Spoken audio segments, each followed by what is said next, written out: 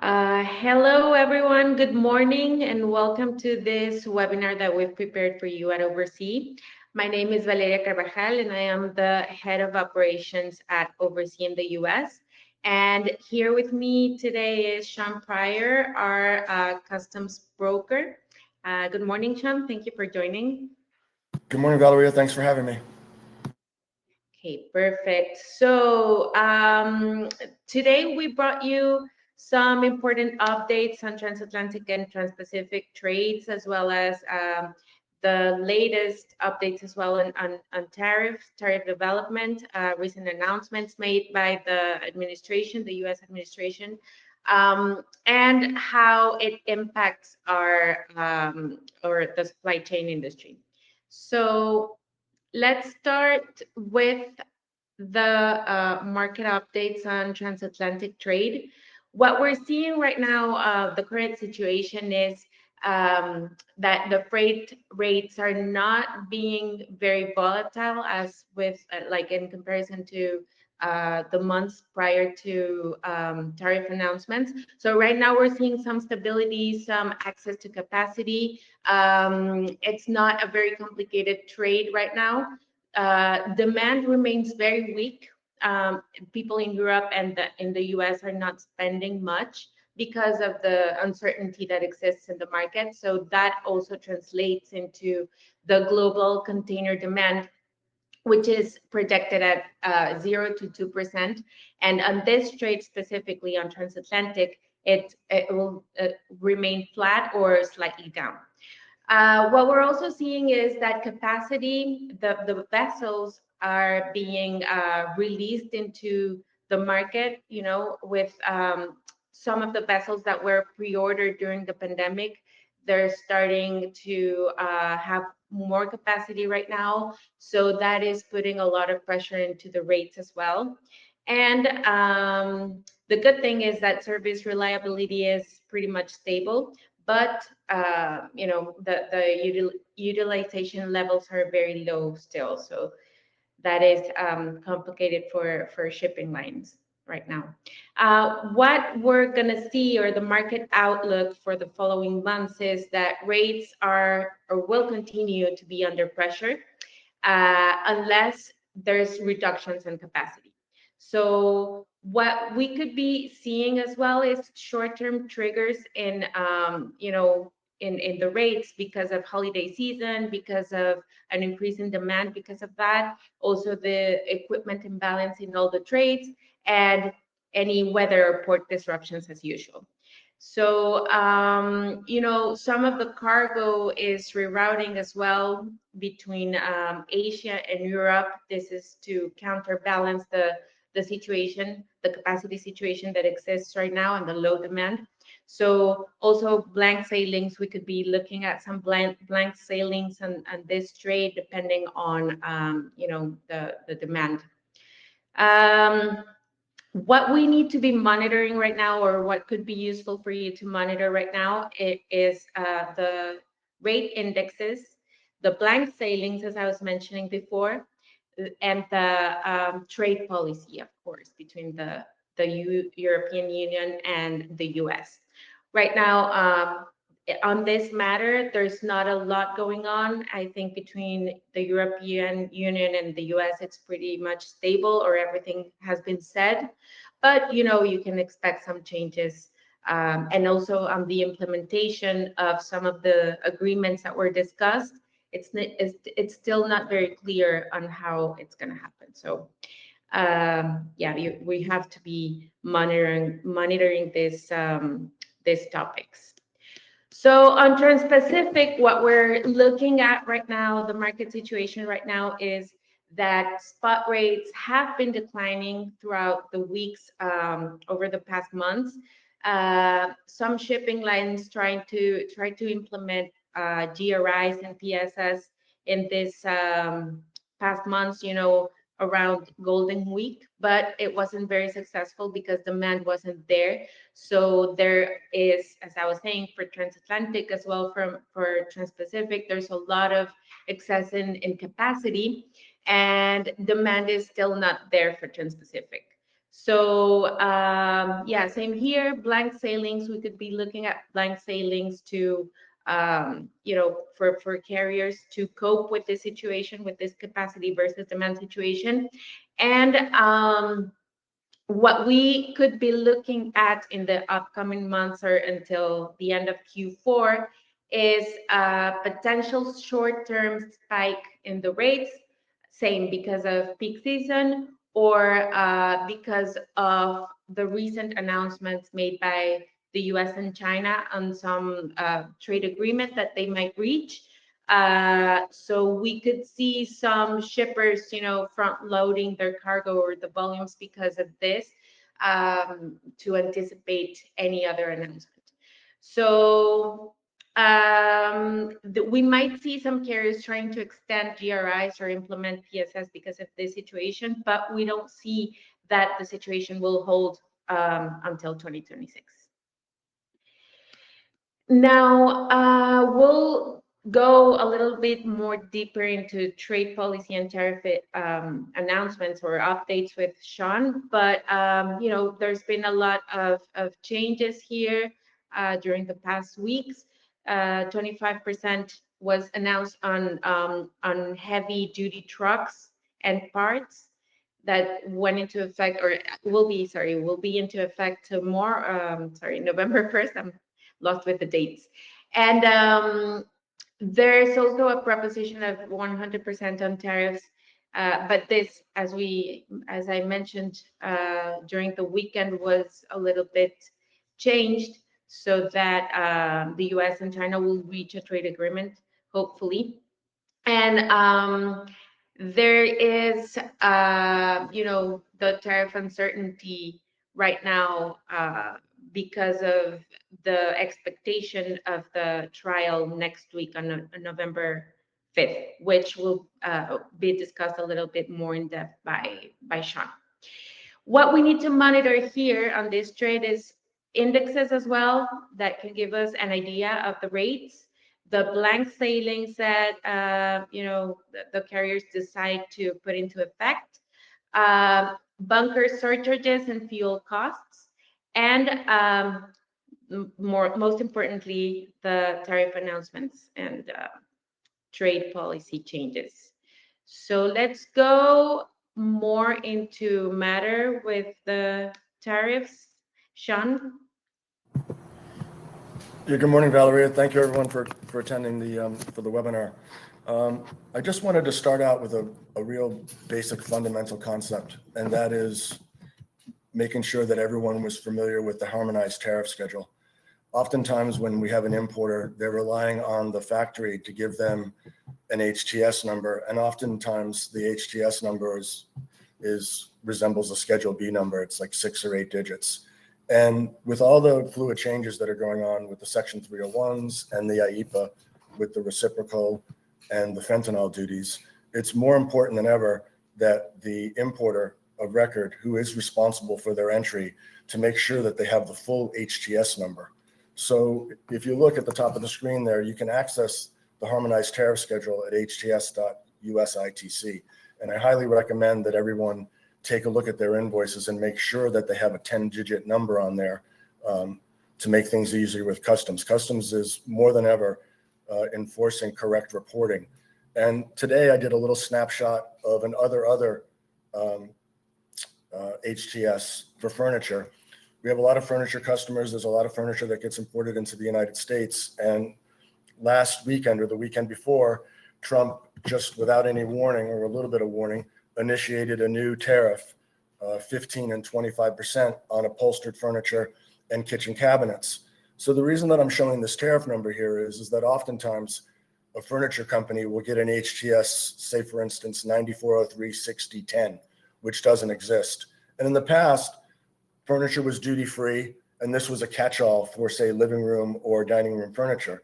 But in this case, 9403-6080-93 is now tagging specifically as upholstered furniture. So in this situation, you can see where not only is this tariff number susceptible to, say, Section 301, which is underlined in green, but now it's also susceptible to the new EU upholstered furniture duty. So it's really important that we get the HTS straight. The other thing I wanted to remind the importing community is that when you look at the HTS and you look in the general column, and let's say that's duty free, we know that there's, in this case, 3 duties that are not being indicated here. The first being the reciprocal duty under IEEPA. If it's coming from China, the fentanyl, 20%. And the footnote there, in this case, 2, that's a reference to Section 301, which was lobbied for in 2016 and enacted in 2017 and 18 by Trump legally through Congress. And in this case, furniture up until 2016 would have been duty-free from anywhere. And in this case, we've got a footnote of 2. And that footnote of 2, if you go down to the bottom of the screen, gets you to a 9903 number, which is Section 301. And Section 301 in this case would put 25% to that tariff.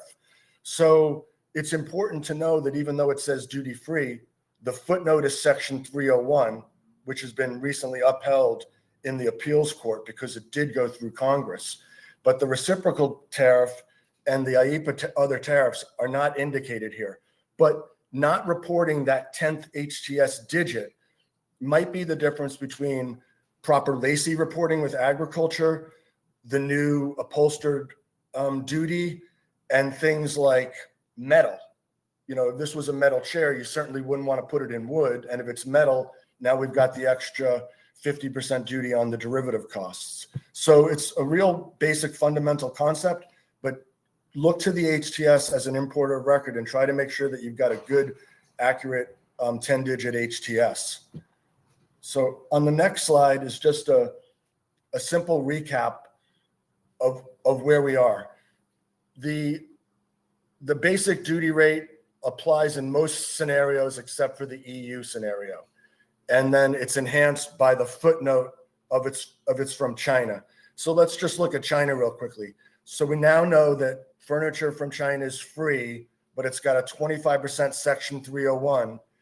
The reciprocal duty was threatened to go to 100, but it's maintained at 10%. And then we've got the fentanyl. So basically there we've got an IEEPA duty rate of 30%. And there looks like that's going to be extended. Although, like Valeria said last weekend, after there were some comments about not accessing mineral rare earth compounds, that Trump was going to put 100% tax on, which he did not do. So currently, EU is at 15%. The exception with the reciprocal rate with the EU is that if you have a base duty rate of 7.5%, it's a flat 15%. If you were bringing, say, something in from Korea that had a 7% duty rate, it would be the 7 plus the 15. The nice thing about the EU is it caps at 15. So currently we've got Great Britain at 10, Korea at 15, Taiwan at 20, and Japan at 15. The other interesting IEEPA duty rate that we have currently is for goods coming out of India. India has a 25% reciprocal rate with an IEEPA Russian Indian oil duty rate of an additional 25%. And then our other 3 important trading partners, Cambodia, Vietnam, and Indonesia, are all at 18 to 20%, but they recently started to negotiate some new trade policies, which is on our next slide. So all these countries are having fluid negotiations, Canada, Korea, name them. But currently, the Trump administration did come into an agreement, a preliminary agreement, with Malaysia, Cambodia, Thailand, and Vietnam. And in a slide further down, if you missed one of our other presentations, there is a QC code that links to the Annex 2 September 5th update, which includes Annex 3. And the reason I bring up the Annex 3 is that there isn't a guidance on this yet, but there is a guidance to come shortly. And some of the preliminary HTS numbers, which are going to be given duty-free status from Malaysia, Cambodia, Thailand, and Vietnam, appear on that Annex 3 list. So this is fluid. It's not formal, and it'll be forthcoming in a customs guidance. The next slide. Has to do with the Supreme Court hearing. Basically, we've got three duty scenarios that Trump put into place that were heard by the International Trade Court and then by the Appeals Court. One of them has been upheld by the Appeals Court. That's the Section 301 duty. That would be the footnoted duty that was put into place in 2017. And it's important to note that the reason that that would be upheld by the Appeals Court is that that was an act that was done through Congress in 2016 and 2017 and also went to public comment. So that did follow proper trade procedures, and that has been upheld. So there is no chance that in the future we would be able to get refunds for Section 301s. But the Appeals Court did turn down the IEEPA duties because the IEEPA duties weren't processed through Congress like they normally would. And that's the case that Valeria referred to that's being heard next Wednesday, which is November 5th. And the IEEPA duty tariffs, not only do they include the reciprocal duty rate, but they include, if you import from China, that fentanyl rate. So basically, next Wednesday is a big day because it's going to determine whether or not we're going to go forward with these reciprocal duty rates, or if importers of record are going to be eligible for a duty refund on all or part of these IEEPA duty. And that's huge. So that's going to be the big news to watch for next week. If we take a look at our next slide, this is recent news, but old news. This is from last weekend or the weekend before. This is the EU lumber and derivative guidance that came out. And this applies to anyone that imports wood products from the EU. And basically you can see these are the numbers, and there's also Chapter 44 wood numbers, but these are finished product numbers that if you're importing these from Europe, you're now going to get an additional 15% tariff. So that's why it would behoove somebody, if you're bringing in bent teak wood, that you don't use a general other upholstered furniture number and get whacked with this 15%. And then the next slide is another example of this most recent duty tariff by Trump. And it applies to upholstered furniture out of England and Japan. And you can see for those two scenarios, under those tariff numbers, the duty rate would be an additional 25%. And then on our next slide, this is a slide that we had from our last presentation. These QPC codes will bring you to the Trump administration list for steel and aluminum. It's really important that people, again, look at their 10-digit HTS number, because what's happening now is, if you weren't at our last meeting, is that about 4 weeks ago, Trump changed the aluminum and the steel derivative to not only include steel derivative, like let's say in a steel product, but in a cosmetic product that's packaged in aluminum or foil.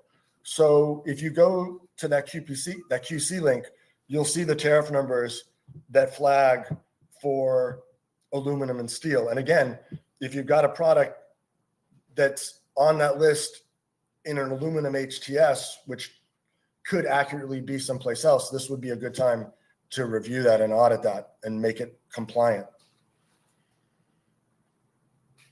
And if you ever have any questions, you can always reach out to your salesman about a product. If you can get us a picture of the product and the specifications, we can generally give you a good idea of what the HTS should be. And if you're real inquisitive, you can go in and do a web search for CBP Cross, and that'll actually get you to the import specialist database with customs on rulings for products based on the HTS numbers and also product descriptions. So at least you're in the right place. And that's if you're bored, that's a good place to look to see what the different options are. Those are legal case studies where customs ruled in favor of an importer for using one specific HTS number over another one. And this is a QC code to the reciprocal HTS exemption list, which was expanded on September 5th. And this is also where you can find the link to the Annex 3, which is going to be applicable to Cambodia, Vietnam, and Thailand.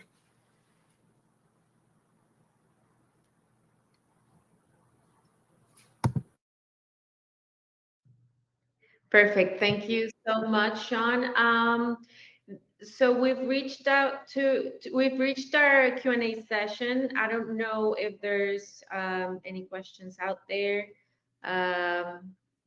If not, I think if there's any questions in the following days, please reach out to your sales representative at Oversea. Myself or Sean were available as well.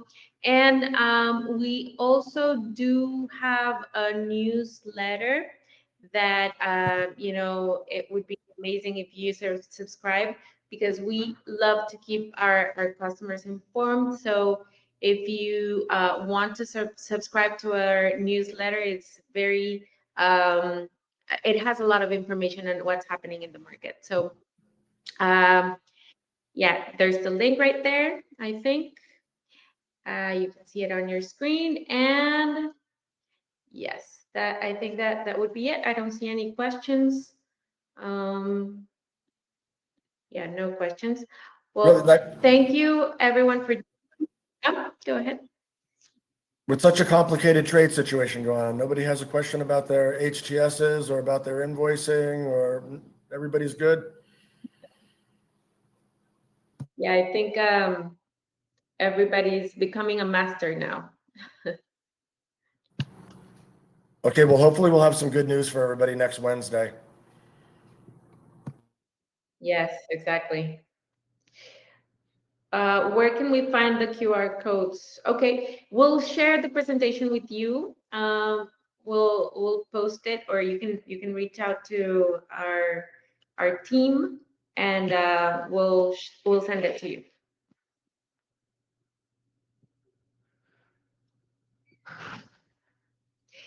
Okay. We should be good to go then.